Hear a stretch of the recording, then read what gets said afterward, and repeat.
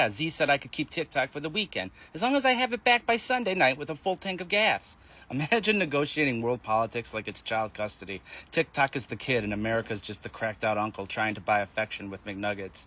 And Biden, my guy, he signed a bill saying ByteDance has to sell TikTok to the U.S. or face a ban. But let's be honest, Joe signing bills at this point is like your grandpa hitting random buttons on the microwave. You're not getting legislation. You're getting a 45-second reheat and sparks flying.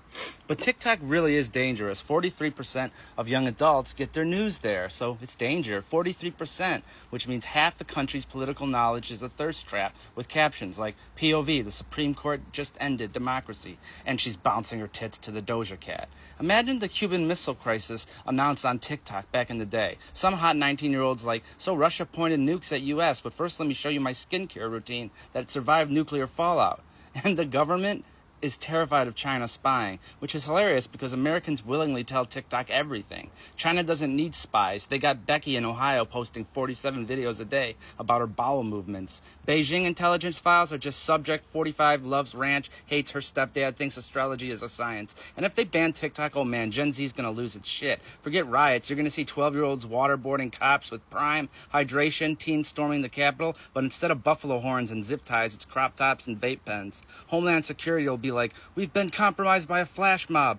And older folks talk about banning TikTok like it'll save the country. Please, TikTok isn't ruining America. America was already ruined. TikTok just added a filter and set it to Doja Cat. At the end of the day, though, this is the dumbest culture war in the U.S. and Canada. They're not fighting over ideology anymore. They're fighting over who gets custody of the most brain-rotting app since Candy Crush.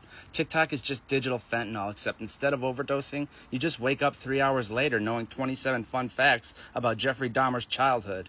And if nuclear war ever does break out, mark my words, the first mushroom cloud will trend with a goofy sound clip. Humanity's last words won't be Shakespeare. It'll be sheesh. That's it. Sheesh. The nuclear explosion.